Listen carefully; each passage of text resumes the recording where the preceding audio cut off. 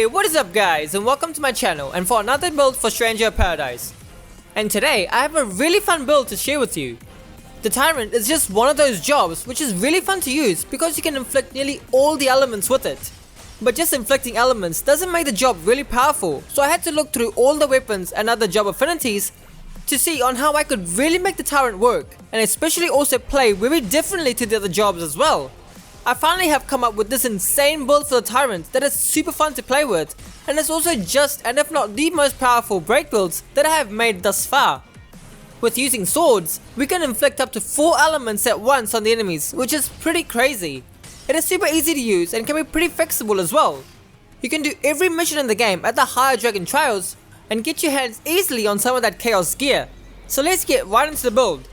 Alrighty, so firstly let's go over the jobs that we are using. We're using the Lunarian job for the Tyrant and the Shadow Master class on the Ninja. Once again, Ninja is mostly used so we can easily get to max MP at the start of every fight, and to get all your buffs, as well as using one of his tools which allow us to tank 3 attacks from the enemies.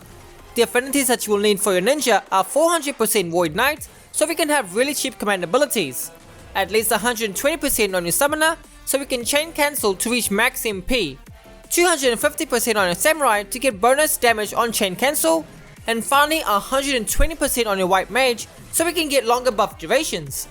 That is all you need on your Ninja, so now let's have a look at our main job, which is the Tyrant. We are going to be using the Lunarian class, and what this class does is it will allow us to give up on our dark elements in place of a Luna, which will provide us healing if we ever need it. This ability is also free to use and will not cost you any MP, so it's always good to have if you ever need it.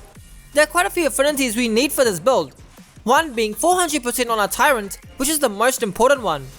This will have all our attacks be critical hits if our enemy is inflicted with an element, which they always will be. We get 250% on our Black Mage so we can add an additional intellect bonus which will boost the damage from our elemental attacks on our sword. We also get 250% on our White Mage to add bonus spirit. This also is used for one of our other attacks on our sword, which is insanely strong. We will look at those when we see the weapons and combo abilities.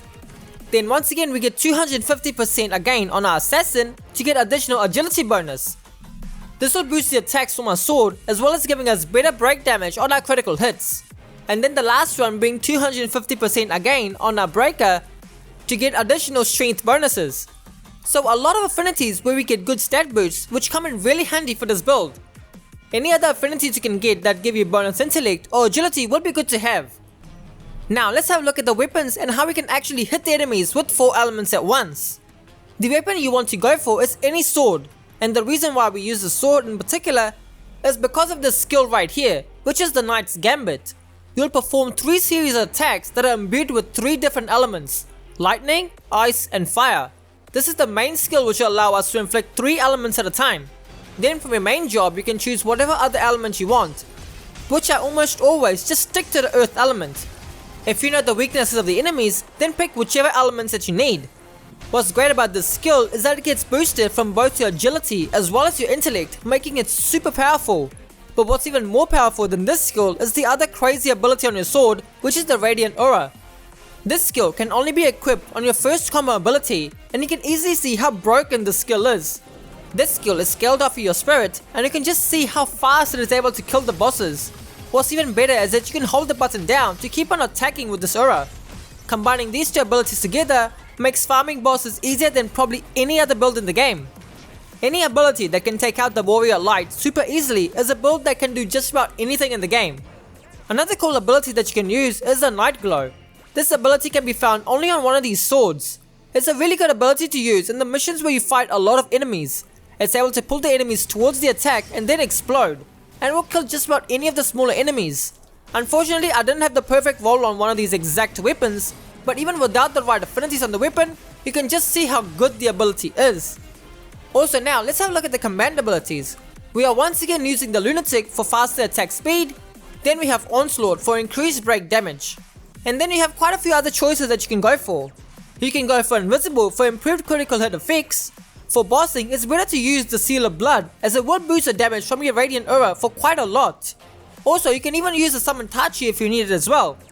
Here's a look at the Masterpoints I used for the Tyrant.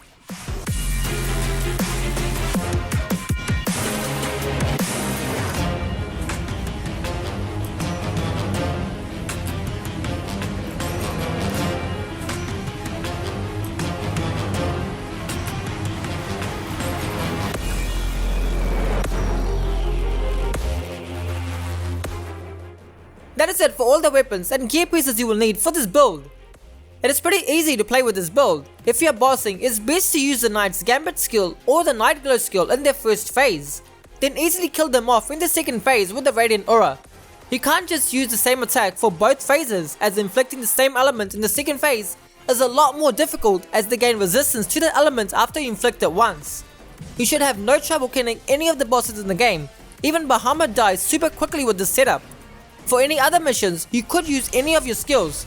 Just even attacking with your normal attacks will be enough to break the enemies, as long as you have an element on your weapon. Night Glow is still the most powerful and most preferred skill to use for the missions, and if you have a weapon with that skill, then it's best to use it.